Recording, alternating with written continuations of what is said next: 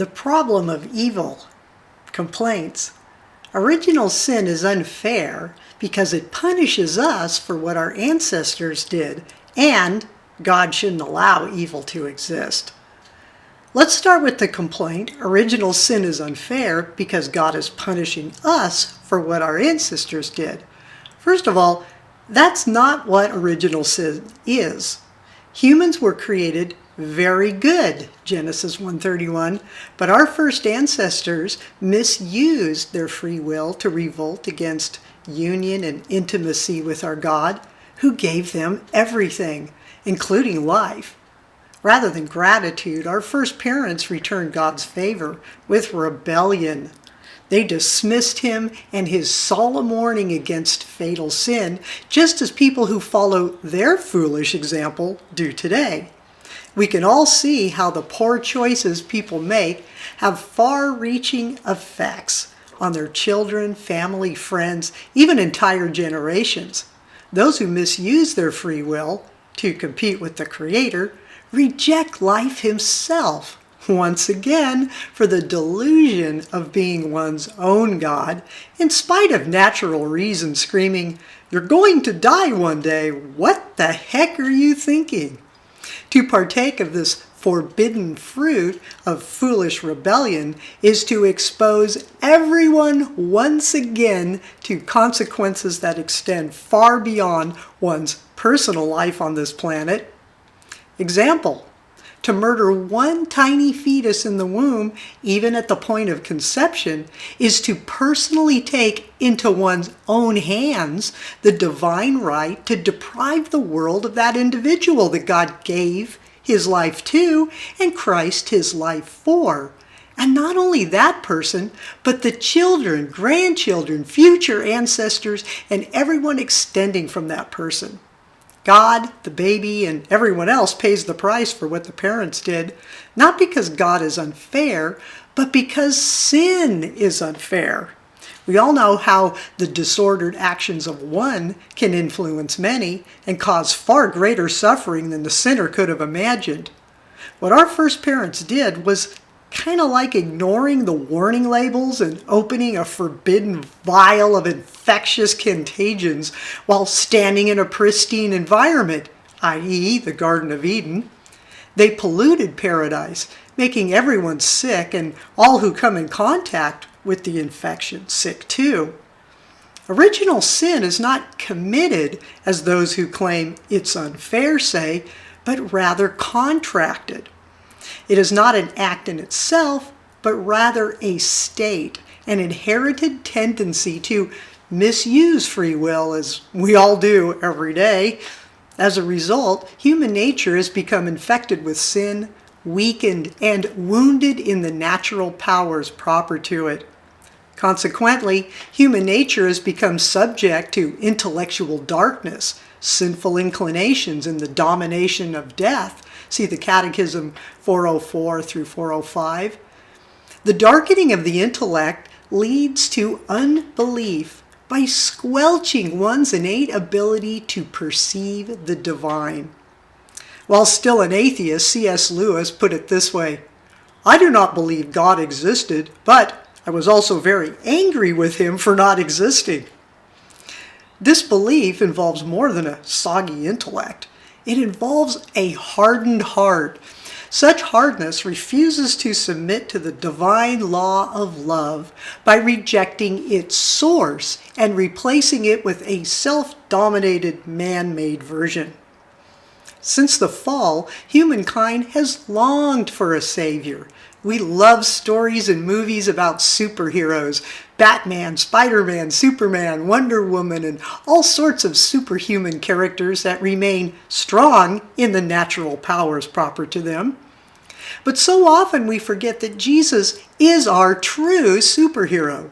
God entered into the sufferings of humanity in the person of Christ in order to show us what perfect love looks like, and to elevate weakened humanity, should we choose to accept it, in himself. Want superhuman powers, justice, love, goodness, happiness, and everlasting life? He's the Superman/God. He saves us and For all those who have suffered without cause, he can more than compensate us. I don't have to worry that I've been dealt a bad hand, as they say, or suffered needlessly. The victory over suffering, sin, and death has already been won by Christ. It's just playing itself out in earth time. God can make something out of nothing, fix what is broken, perfect what is lacking, find what is lost, make fair what isn't, and chase away evil's darkness with the light of his love. In line with the rules of science, which aren't really rules so much as recognized systems of patterns to which God is not beholden, Christians understand that death is not the end, but rather a transformation into eternity. To argue for death and against Christ's offer of eternal life with him is utterly illogical to those who have received understanding.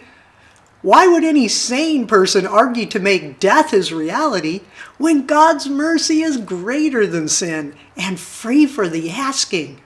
Oh, that my dear atheist friends would stop railing against the divine spark that's being smothered within them and allow themselves to be transformed into who they were divinely appointed to be. But such is the nature of love, always allowing the freedom to reject it, as sadly so many do. St. Paul says, I consider that the sufferings of this present time are not worth comparing with the glory that is to be revealed in us, Romans 8:18, and, quote, so we do not lose heart, for this slight momentary affliction is preparing for us an eternal weight of glory beyond all comparison, because we look not to the things that are seen, for the things that are seen are transient, but the things that are unseen are eternal. 2 Corinthians 4:16 through 18. Some reject God with the second argument.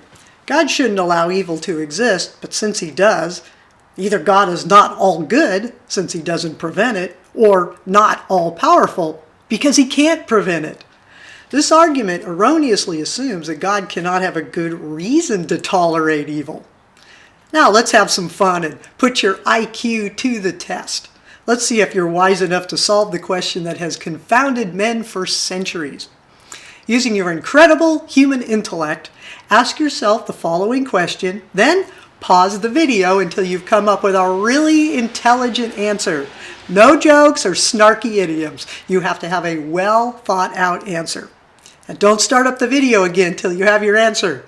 Ready? Question. Why would an all-good, all-powerful God allow evil to exist? Now pause the video till you have your answer. Okay, did you picture yourself in terms of being a good parent, or perhaps a good boss, or in a position of authority that at times unfortunately requires disciplinary action? Think about it. Can you force your children to love you? And if you force them, would they? Can you force your students, your employees, or your tenants to be grateful for the lessons, the salary, or the home you provide?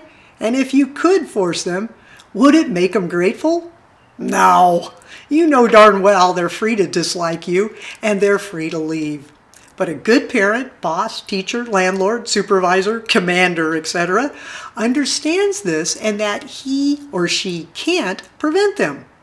You can only continue to treat them fairly and hope they understand your actions as such. But if they persist in being disruptive, well, in all fairness, at some point they will lose what favors they had. Dishonor your parents and restrictions will follow. Abuse your boss and you'll lose your job. Break the terms of your lease and, well, you'll be moving. Okay, was this idea perhaps embedded in your answer? If not, before moving ahead, here's another hint. The abuse of free will is the definition of moral evil. When one sins, he is misusing his free will, which, in the short or the long run, produces suffering in one form or another. So you might be wondering, what then is evil? Good question. Let's start with what evil is not. Evil is not a thing or a being, and God did not create it. True. He created Satan, who does exist, the most beautiful of spirit creatures who, in his pride, considered equality with God something to be groped after. But in reality, evil itself is not a creature, as all creatures were created good. Evil is, rather, a state of non-being. But that doesn't mean evil doesn't exist. Evil is certainly real. Blindness is real, but it is not the inflammation that causes it. Rather, blindness is the absence of a good thing, sight. And not just absence, but privation of the natural powers proper to it. Your TV may not have sight, but that's not evil for the TV. It's not supposed to see you. Well, we hope anyways. But a person's eye is supposed to have sight. So the privation of good existing in something that's supposed to have it clues us in on what evil's about.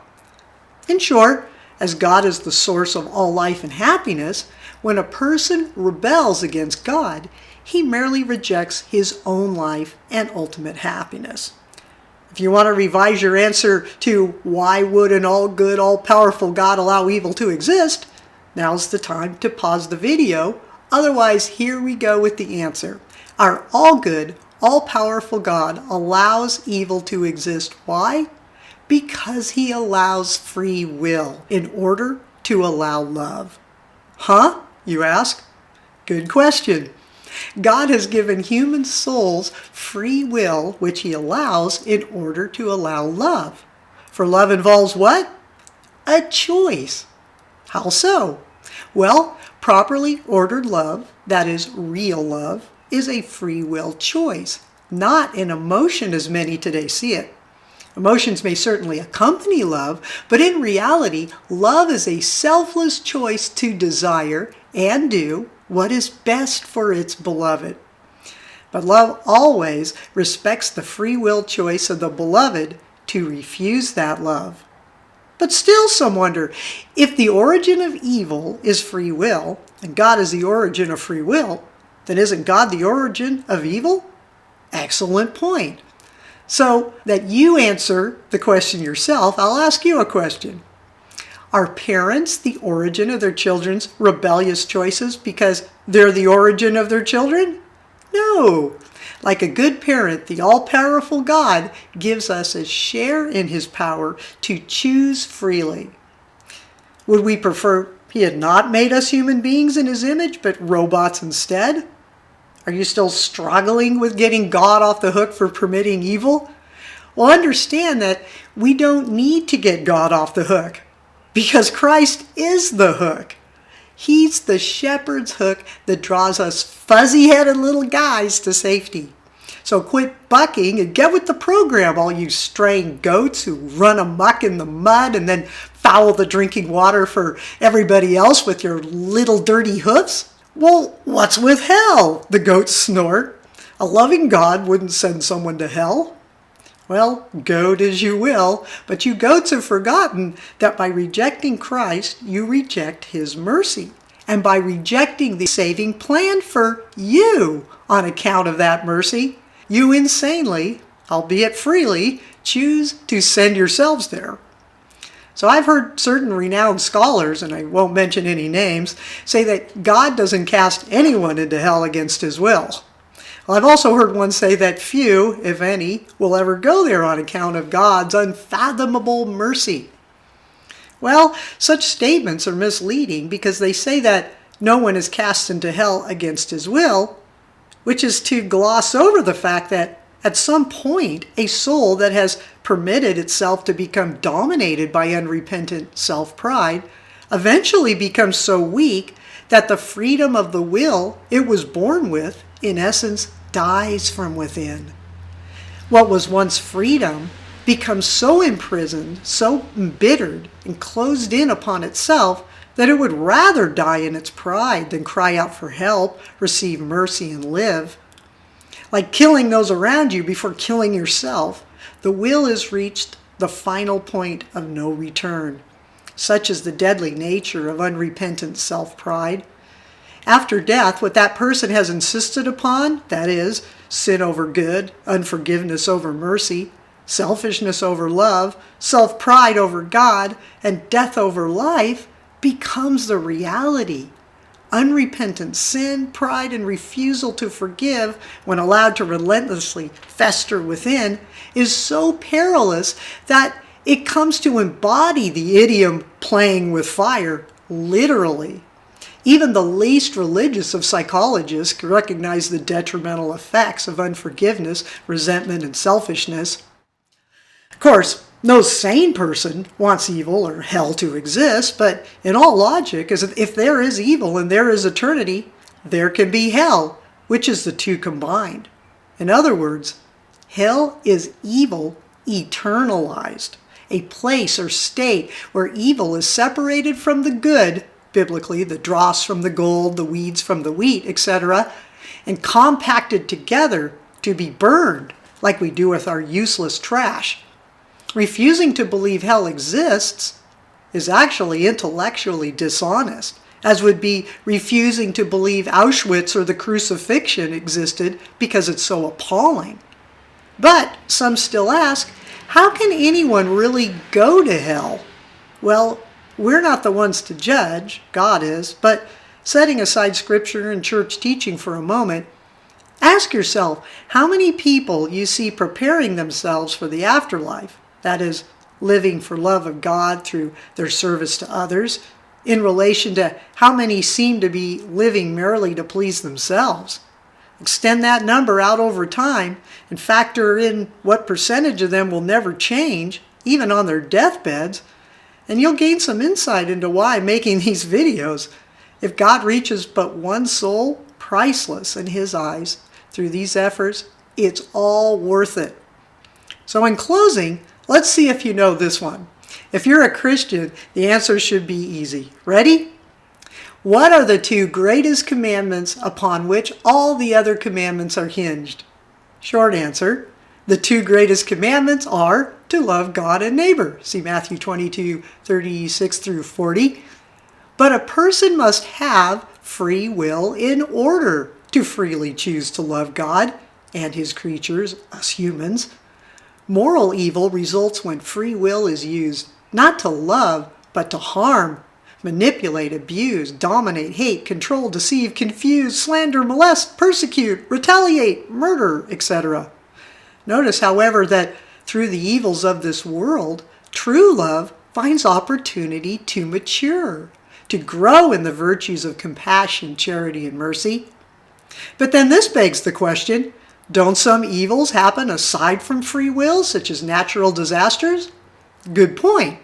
But we need to understand that our limited human understanding doesn't necessarily see the loss of life and property from God's perspective. What seems catastrophic to us is not catastrophic to God, who in the end can make everything turn out for good. Catastrophe might be the cause of, say, many conversions or becoming a unifying force of compassion within a community. People who would normally be fussing about money, possessions, or their next cruise, in catastrophe might suddenly become concerned about helping neighbors find medical assistance, food, and shelter. It might cause people to appreciate the gifts they once had and the gifts they still do have even more. It might free them from the shackles of material concerns or destructive habits they thought they couldn't live without. And those who have incurred losses or witnesses of tragedy might turn to prayer or attend Mass. When innocent children die painful deaths, we have seen how the world rallies to comfort the family, while God can more than compensate in eternity for what that child suffered. Perhaps more than a few will come home and hug their families with renewed gratefulness for what God has given them. Some of those injured may become inspiring models of courage and hope amidst seemingly insurmountable trials. Priorities may be reordered, and we may see on TV families huddled together in love saying things like, "We lost everything, but we thank God daily for the miracle of having each other, what really matters." In summary, we've seen that evil originated not with the Creator, but with the creatures having freely chosen disorder and rebellion over the proper order of divine love. The rest is history. Remove all sin and selfishness and you'd have heaven on earth. Even natural evils wouldn't worry or embitter us. Just look at the saints who endure, even embrace suffering and death, and in the way lovers embrace heroic trials. But the saints don't embrace sin. Rather, they live their hope, knowing that one day they'll witness the completion of Christ's plan when all things will be made right. Evil will continue to thrive alongside the good till the time of its demise, just as the dinosaurs died off, leaving a planet hospitable to humans, and plants died and nourished grazing animals, and animals give their lives to provide food for our tables, and species and civilizations come and go. Scientists, even atheists, recognize that our world is in a constant state of flux, as water evaporates into vapor and returns again as rain. But in reality, you've never actually met a mortal being. We are, in essence, embodied souls incubating on this fertile and nourishing womb we call Earth.